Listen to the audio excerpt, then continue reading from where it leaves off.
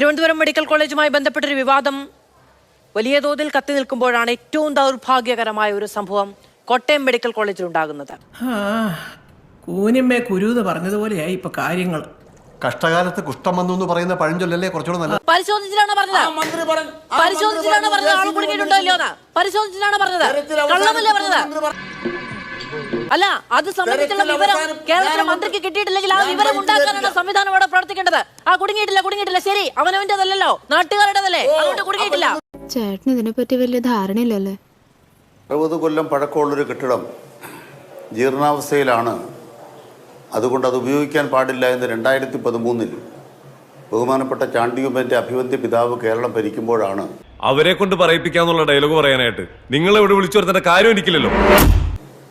ഒരു റിപ്പോർട്ട് ആരോഗ്യവകുപ്പിൽ കിട്ടിയത് 3 കൊല്ലം പിന്നീട് അധികാരത്തിൽ ഇരുന്നിട്ടും ഉമ്മൻചാണ്ടി സർക്കാർ അതിൽ അനങ്ങിയില്ല എന്നുള്ളതാണ് യാഥാർത്ഥ്യം. സത്യം പറഞ്ഞാലേ ഇപ്പോഴൊന്നും ആശ്വാസമായി. മെഡിക്കൽ കോളേജിന് അവിടുത്തെ എല്ലാ കെട്ടിടങ്ങളും നവീകരിക്കുന്നതിലേക്ക് പണം എത്തിക്കുക എന്നുള്ളതായിരുന്നു 9 കൊല്ലക്കാലത്തെ ഇടതുപക്ഷ ജനാധിപത്യ സർക്കാരിന്റെ ദൗത്യം. വെറും വാഗ്ദാനം കിട്ടുക. ആദ്യ പിണറായി സർക്കാർ 200 കോടി രൂപയുടെ വികസനമാണ് അവിടെ നടപ്പാക്കിയത്. രണ്ടാം പിണറായി സർക്കാരിന്റെ കാലത്ത് ഏതാണ്ട് 600 കോടിയിൽ താഴെ രൂപയുടെ വികസന പദ്ധതികൾ നടപ്പാക്കിക്കൊണ്ടിരിക്കുന്നു.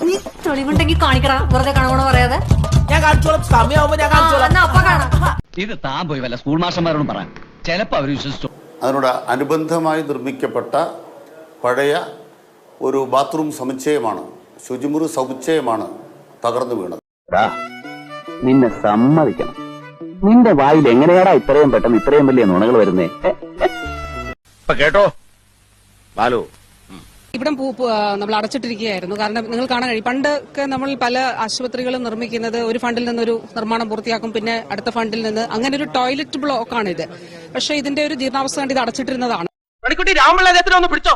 ഇത്രയും ഞെട്ടിക്കുന്ന കാഴ്ചകൾ കാണുമ്പോ ചിലപ്പോ ഹാർട്ട് അറ്റാക്ക് വരും. ഓൾഡേജ് അല്ലേ. ഏറ്റവും മുകളിലത്തെ നിലയിൽ 10ാം നമ്പറുള്ള കെട്ടിടമാണെന്ന് തോന്നുന്നു. അതിനോടനുബന്ധിച്ച ബാത്റൂമിലേക്ക് പോയ പാവപ്പെട്ട ഒരു വീട്ടമ്മയാണ് ബിന്ദു. അവരാണ് ദാരുണമായ മരണത്തിൽ പെട്ടുപോയത്. ഞാൻ അങ്ങോട്ടും ഇങ്ങോട്ടും അറിയും. എന്താണ് എനിക്കും ജീവിക്കണ്ടോ. ചാണ്ടിയുമ്മന്റെ അഭിവന്ദ്യ പിതാവ് 2013 ഇതിന്റെ ഫിറ്റ്നസുമായി ബന്ധപ്പെട്ട ഉള്ള പ്രശ്നമുണ്ടായതിനു ശേഷം 3 വർഷം കേരളം ഭരിച്ചു യാഥാർത്ഥ്യമാണ്. അതുകൊണ്ടായിരിക്കോ നമുക്ക് ആനന്ദമില്ലാതായത്. പക്ഷേ 2023 ജൂലൈ 18 അദ്ദേഹം മരിച്ചുപോയി. ഇനി അദ്ദേഹത്തിന് രാജിവെക്കാൻ കഴിയില്ല. സംശയിക്കാൻ എന്തിരിക്കുന്നു, അത് തീർച്ചയല്ലേ. കഴിഞ്ഞ 9 വർഷമായിട്ട് ഈ സംസ്ഥാനത്ത് ഒരു സർക്കാർ അധികാരത്തിലുണ്ട്. ഇനി അവരെ ചതിക്കാൻ ഞാൻ സമ്മതിക്കില്ല. എല്ലാവരും അറിയണം. 3 വർഷം വെറുതെ ഇരുന്നതിനെ കുറ്റം പറയുമ്പോൾ 9 വർഷമായി അധികാരത്തിലിരുന്ന ഒരു സർക്കാർ, അതിന്റെ പിന്നാലെ ഈ കെട്ടിടം ഇടിഞ്ഞു വീണ ഒരു സാധു സ്ത്രീ മരിച്ചു പോയതിന് പിന്നാലെ ഇനി ഉമ്മൻചാണ്ടി കുറ്റം പറയുന്നത് പര്യാപ്തമാണോ? ഇങ്ങനെ എന്തെങ്കിലുമൊക്കെ പറയുമ്പോഴേ എന്റെ മനസ്സിനൊരു സന്തോഷം ഉണ്ടാവുള്ളൂ. ഞാൻ എന്റെ സന്തോഷം നോക്കിയാ. എന്റെ വേളാങ്കണ്ണി മാതാവേ, ഇവന് കുറച്ചു ബുദ്ധി ഉണ്ടായിരുന്നെങ്കിൽ മന്ദബുദ്ധി എന്നെങ്കിലും വിളിക്കായിരുന്നു. അതും ഇല്ലാതായി. അവിടെ ഒരു മെഡിക്കൽ കോളേജിനകത്ത് 9 കൊല്ലത്തിനിടയിൽ 1-2 പിണറായി സർക്കാരുകൾ 900 കോടി രൂപയുടെ 800 കോടി രൂപയുടെ ഫണ്ട് അനുവദിച്ച് നിർമ്മാണം നടക്കുന്നു. അവിടുത്തെ പുതിയ OP ബ്ലോക്ക് കാണാൻ നിങ്ങളുടെ കോട്ടയത്തെ മാതൃക പ്രവർത്തകരോട് ഞാൻ അപേക്ഷിക്കുന്നു. നീ പറയുന്ന തുള്ളാനൊന്നും എന്നെ കിട്ടത്തില്ല. കോട്ടയം മെഡിക്കൽ കോളേജിലോ സംസ്ഥാനത്തെ മറ്റ് മെഡിക്കൽ കോളേജുകളിലോ മറ്റ് ആരോഗ്യ സംവിധാനങ്ങളിലോ യാതൊരു തരത്തിലുള്ള മുന്നോട്ട് പോക്കുമില്ല എന്നും അവിടെ ഒന്നും വികസനം വന്നിട്ടില്ല എന്നൊന്നും ഞാൻ ആരോപിക്കുന്നില്ല. ഞാൻ അത്രക്കാരൻ. ഇതിന്റെ പ്രശ്നം അവിടെ ഫിറ്റ്നസ് ഇല്ലാത്തൊരു കെട്ടിടം 10-12 വർഷമായിട്ട് നിലനിൽക്കുന്നു. അതിൽ ശരി 3 വർഷം കഴിഞ്ഞ സർക്കാരിന്റേതാണ്, അതിനുശേഷമുള്ളത് മുഴുവൻ LDF സർക്കാരിന്റേതാണ്. അത്താഴപ്പട്ടിണിക്കാരായ പാവങ്ങളെ ചതിക്കാൻ കൂട്ടുന്നിട്ട് അതിന്റെ വീതം പറ്റുന്ന താനൊക്കെ മനുഷ്യനാണോ? അത് അപകടകരമായ അവസ്ഥയാണെന്ന് എല്ലാവർക്കും അറിയാവുന്നതാണ്. ആ കെട്ടിടം പൊളിച്ചു മാറ്റേണ്ടതിന്റെ ഉത്തരവാദിത്തം കഴിഞ്ഞ 9 വർഷമായിട്ടെങ്കിലും സംസ്ഥാന സർക്കാരിലാണ്. ഞാൻ അങ്ങോട്ട് ചോദിച്ച ആദ്യത്തെ ചോദ്യം ആരോഗ്യമന്ത്രിയുടെ രാജി എന്ന പ്രതിപക്ഷ ആവശ്യത്തോടുള്ള മറുപടി എന്താണ് എന്നാണ്. അത് ഉത്തരം പറ.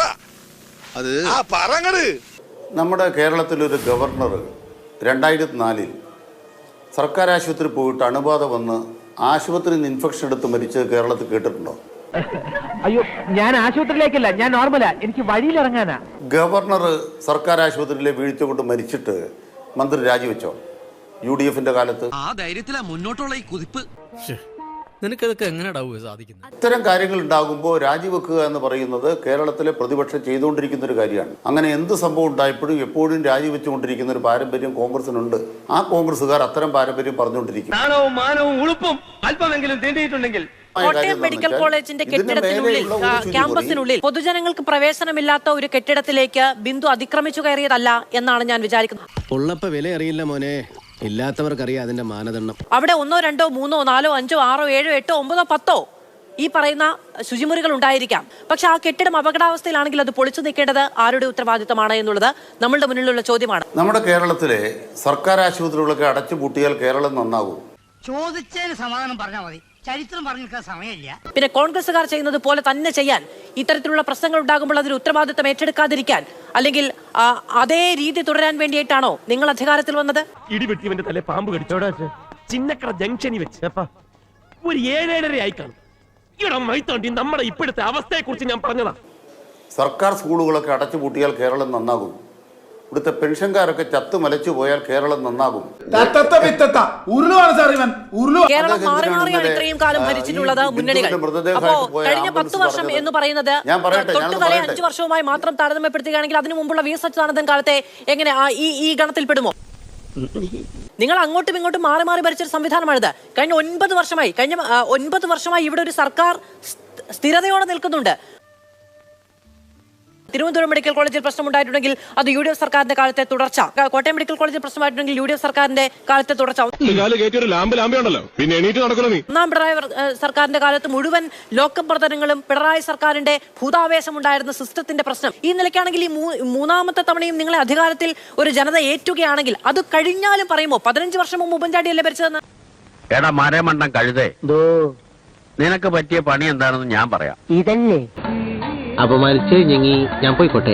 അത് നിങ്ങൾ മനസ്സിലാക്കണം. നിങ്ങൾ നാരായണത്ത് ഭ്രാന്തൻ്റെ കഥ കേട്ടിട്ടുണ്ടല്ലോ. രാവിലെ തൊട്ട് കല്ലുരുട്ടി കയറ്റി മുകളിലേക്ക്, കല്ല് മുകളിൽ ചെല്ലുമ്പോൾ വൈകുന്നേരം ആകുമ്പോൾ എടുത്ത് തള്ളിയിട്ട് താഴേക്ക് ഇട്ട് ചിരിക്കും. ഇതുപോലെ ഞങ്ങൾ കേരളത്തിനകത്ത് വിദ്യാഭ്യാസ മേഖലയിൽ, ആരോഗ്യ മേഖലയിൽ, പൊതുവിടങ്ങളിലൊക്കെ ഞങ്ങൾ വികസിപ്പിച്ചു കൊണ്ടുവന്ന കേരളത്തെ ഇതൊക്കെ എങ്ങനെ സാധിക്കുന്നു? എങ്ങനെയാണ് UDF തകർത്തത്, പൊതുമേഖല വിറ്റത്? തിരുവനന്തപുരത്തെ ചോദ്യം ചോദിച്ചു കഴിഞ്ഞാൽ കോഴിക്കോട്ടെ ഉത്തരം പറയും. സർക്കാരിന്റെ ഉടമസ്ഥതയിലുള്ള ആരോഗ്യ വകുപ്പിന്റെ മേൽനോട്ടത്തിലുള്ള ഒരു കെട്ടിടം ഇടിഞ്ഞു പൊളിഞ്ഞു വീണ് അതിലൊരു സ്ത്രീ അതിനടിയിൽപ്പെട്ട് മരിക്കുമ്പോൾ അതിന് ഉത്തരവാദി ആരാണ് എന്നുള്ളത് ഉമ്മൻചാണ്ടിയോട് ചോദിക്കുക എന്നാണോ പറയേണ്ടത്? അവനെ കൊണ്ട് പറ്റണതല്ല അവന് പറയാൻ പറ്റുള്ളൂ. ഈ കഴിഞ്ഞ 9 വർഷമായിട്ട് നിങ്ങളല്ലേ ഇവിടെ ഈ ഭരിച്ചതിനെ യൂറോപ്പ് മാരിയാക്കി കൊണ്ടിരിക്കുന്നു അവകാശപ്പെടുന്നത്? അപ്പോഴാണ് കയ്യിൽ 8 വർഷമായി കഴിഞ്ഞ 9 വർഷമായിട്ട് കയ്യിൽ ഒരു റിപ്പോർട്ട് ഇരിക്കുക ഈ കെട്ടിടം വീഴുമെന്ന് പറഞ്ഞിട്ട്. നല്ല കാര്യമുണ്ടോ? എന്തിനാണ് ഇങ്ങനെ ഇല്ലാന്ന്? അതും വെച്ചുകൊണ്ടിരുന്നാണ് നിങ്ങൾ അതിലേക്ക് ആളുകളെ കയറ്റിവിടുന്നത്. അത് ഉപയോഗിക്കാൻ പാടില്ലാത്ത കെട്ടിടം എന്നുള്ള റിപ്പോർട്ട് ഉള്ളപ്പോഴാണ് അവിടേക്ക് ആളുകളെ കയറ്റിവിടുന്നത്. ഇവനെയൊന്നും പറഞ്ഞിട്ട് കാര്യമില്ല. തറവാട്ട് മഹിമ എന്ന് പറഞ്ഞ സാധനമുണ്ട്, അതൊന്നും ഇവന്റെ പടിവാളന്റെ 5 അയലോത്ര പോയിട്ട്. ഉമ്മൻചാണ്ടി സർക്കാരിന്റെ കാലത്ത് കിബി ഉണ്ടോ? ഉമ്മൻചാണ്ടി സർക്കാരിന്റെ കാലത്ത് ആർദ്രം മിഷൻ ഉണ്ടോ? ഉമ്മൻചാണ്ടി സർക്കാരിന്റെ കാലത്ത് പൊതുവിദ്യാഭ്യാസ സംരക്ഷണ യജ്ഞം ഉണ്ടോ? ഉമ്മൻചാണ്ടി സർക്കാരിന്റെ കാലത്ത് ദേശീയപാത കൊടുക്കാൻ 6350 കോടി ഉണ്ടോ അവിടെ? നീ ഇങ്ങനെ സങ്കല്പിച്ച് ഓരോന്നും വിളക്ക പിടിച്ച് സുഖിച്ചിരുന്നോടാ. രണ്ടാം LDF സർക്കാരിന്റെ കാലത്ത് കേരളത്തിലെ കോട്ടയം മെഡിക്കൽ കോളേജിന്റെ കെട്ടിടം സ്ത്രീ മരിക്കുമ്പോൾ ആളുകൾ തുലനം ചെയ്യേണ്ടത് ഉമ്മൻചാണ്ടി സർക്കാരിന്റെ കാലത്ത് അതുണ്ടോ, ഉമ്മൻചാണ്ടി സർക്കാരിന്റെ കാലത്ത് ഇതുണ്ടോ എന്ന് അങ്ങ് ആവർത്തിച്ച് ചോദിക്കുന്ന ചോദ്യത്തിനാണ് എന്ന് അങ്ങ് വിചാരിക്കുന്നുണ്ടെങ്കിൽ അഡ്വക്കേറ്റ് കെ അനിൽകുമാർ എനിക്കൊന്നും പറയാനില്ല. കിട്ടിയ മുതലും പലിശ ചേർത്ത് കിട്ടി. ആരും കണ്ടില്ല. വാ.